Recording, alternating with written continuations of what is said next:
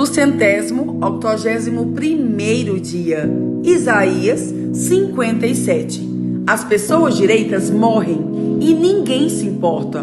Os bons desaparecem e ninguém percebe. É o poder do mal que os leva embora, mas eles encontram a paz. Os que vivem uma vida correta descansam em paz na sepultura.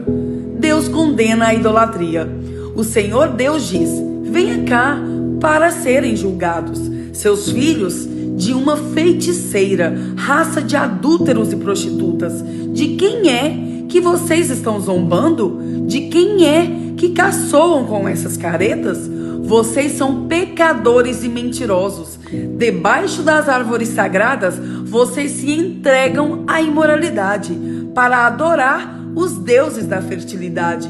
E nas fendas das rochas, perto dos ribeirões, vocês oferecem os seus filhos em sacrifício aos deuses pagãos.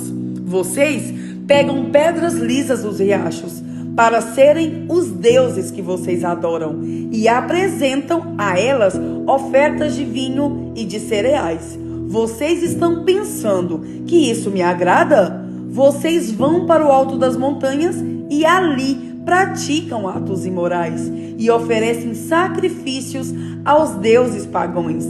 Vocês colocam os seus ídolos indecentes atrás da porta das suas casas. Esquecem de mim, tiram a roupa e deitam-se na cama com os seus amantes, a quem pagarem para dormir com vocês.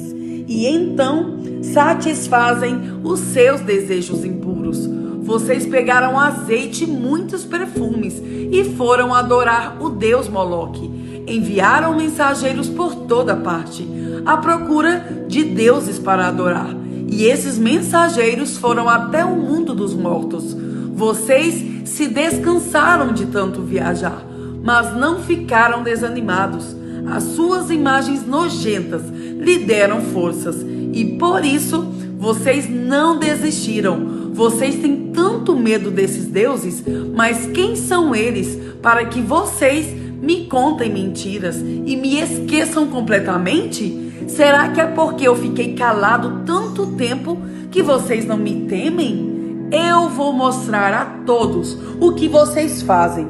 Essas ações que vocês acham certas, mas elas não adiantarão nada. Quando vocês gritarem pedindo ajuda, os seus muitos deuses não os atenderão. O vento levará esses deuses para longe. Um sopro os fará desaparecer.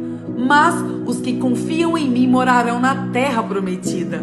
O meu monte santo será deles. A compaixão de Deus. O Senhor diz: preparem o caminho, aplanem a estrada, para que o meu povo possa voltar para mim. Pois o Altíssimo, o Santo Deus, o Deus que vive para sempre, diz: eu moro no lugar alto e sagrado, mas moro também com os humildes e os aflitos, para dar esperança aos humildes e aos aflitos, novas forças. Não continuarei repreendendo o meu povo e não ficarei irado para sempre, senão morreriam os seres que eu criei, aqueles a quem dei o sopro da vida. Por causa do pecado e da cobiça do meu povo, eu fiquei irado com eles e os castiguei. Na minha ira, eu me afastei deles. Mas, mesmo assim, eles continuaram teimosos e seguiram o seu próprio caminho. Tenho visto como eles agem, mas eu os curarei e os guiarei. Eu os consolarei. Nos lábios dos que choram, colocarei palavras de louvor. A todos ofereço a paz. Paz aos que estão perto e aos que estão longe. Eu os curarei. Porém, os maus são como o mar agitado. As suas ondas não se acalmam e trazem lama e sujeira para a terra. Não há segurança para esses pecadores. O meu Deus falou. Isaías 58. O verdadeiro jejum. O Senhor Deus diz: grite com toda a força sem parar. Grite alto, como se você fosse trombeta. Anuncie ao meu povo, os descendentes de Jacó, os seus pecados e as suas maldades. De fato, eles me adoram todos os dias e dizem que querem saber qual é a minha vontade, como se fossem um povo que faz o que é direito e que não desobedece às minhas leis. Pedem que eu lhes dê leis justas e estão sempre prontos para me adorar. O povo pergunta a Deus: que adianta jejuar se tu nem me notas? Por que passar fome se não te importas com isso? O Senhor responde: a verdade é que nos dias de jejum vocês cuidam dos seus negócios e exploram os seus empregados. Vocês passam os dias de jejum discutindo e brigando e chegam até a bater uns nos outros. Será que vocês pensam que, quando jejuam assim, eu vou ouvir as suas orações?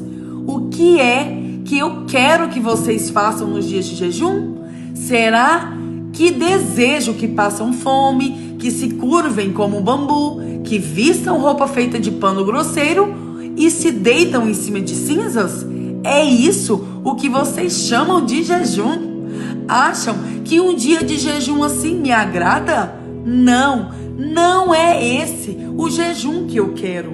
Eu quero que soltem aqueles que foram presos injustamente, que tirem de cima deles o peso que os faz sofrer, que ponham em liberdade o que estão sendo oprimidos, que acabem com todo tipo de escravidão. O jejum que me agrada é que vocês repartam a sua comida com os famintos, que recebam em casa os pobres que estão desabrigados, que deem roupas aos que não têm e que nunca deixem de socorrer os seus parentes. Então a luz da minha salvação brilhará como o sol e logo vocês todos ficarão curados. O seu Salvador os guiará e a presença do Senhor Deus os protegerá por todos os lados. Quando vocês gritarem pedindo socorro, eu os atenderei. Pedirão a minha ajuda e eu direi: estou aqui. Se acabarem com todo tipo de exploração, com todas as ameaças e xingamentos, se derem de comer aos famintos e socorrerem os necessitados, a luz da minha salvação brilhará e a escuridão em que vocês vivem ficará igual à luz do meio-dia. Eu, o Senhor, sempre os guiarei, até mesmo no deserto. Eu lhes darei de comer e farei com que fiquem sãos e fortes. Vocês serão como um jardim bem regado, como uma fonte de onde não para de correr água. Em cima dos alicerces antigos, vocês reconstruirão cidades que tinham sido arrasadas. Vocês serão reconhecidos como o povo que levantou muralhas de novo, que construiu novamente casas que tinham caído. O sábado deve ser respeitado. O Senhor Deus diz: obedeçam às leis a respeito do sábado. Não cuidem dos seus próprios negócios no dia que é para mim sagrado. Considerem o sábado como um dia de festa, o dia santo do Senhor, que deve ser respeitado. Guardem o sábado, descansando em vez de trabalhar. Não cuidem dos seus negócios, nem fiquem conversando à toa.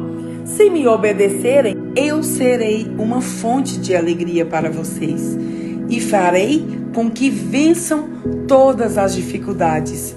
E vocês serão felizes na terra que eu dei ao seu antepassado Jacó. Eu, o Senhor, falei. Efésios 3. O trabalho de Paulo entre os não-judeus. Por essa razão, eu oro a Deus, eu, Paulo, que estou preso por causa de Cristo Jesus, para o bem de vocês, os não-judeus.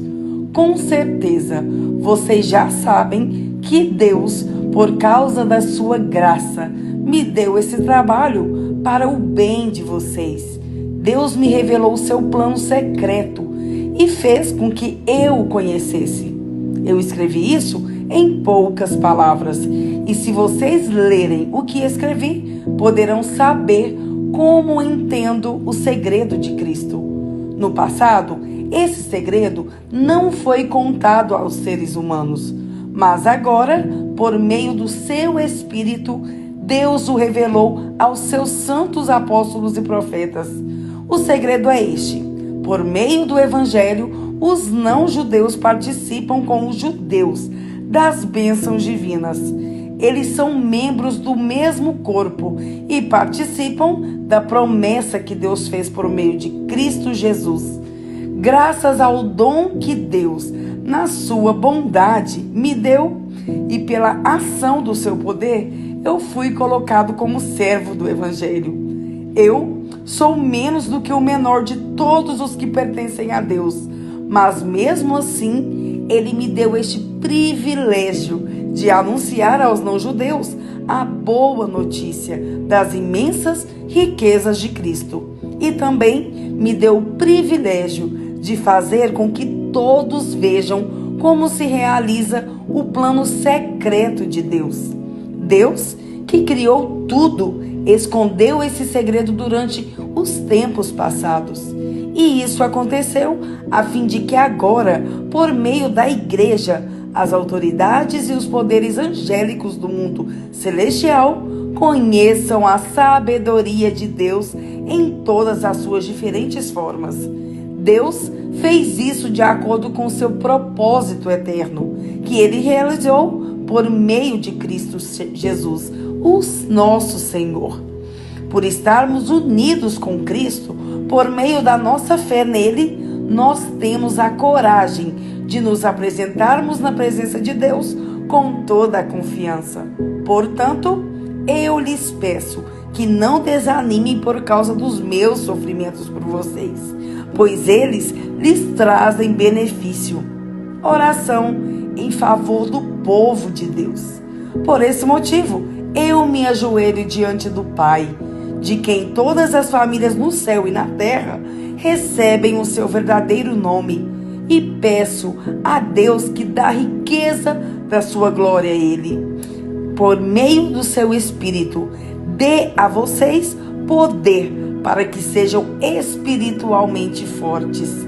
Peço também que por meio da fé, Cristo viva no coração de vocês, e oro para que vocês tenham raízes e alicerces no amor, para que assim, junto com todo o povo de Deus, vocês possam compreender o amor de Cristo em toda a sua largura, comprimento, altura e profundidade. Sim, embora seja impossível conhecê-lo perfeitamente, peço que vocês venham a conhecê-lo, para que assim Deus encha completamente o ser de vocês com a sua natureza. E agora que a glória seja dada a Deus, o qual, por meio do seu poder que age em nós, pode fazer muito mais do que nós pedimos ou até pensamos. Glória a Deus por meio da igreja e por meio de Cristo Jesus, por todos os tempos e para todo o sempre. Amém.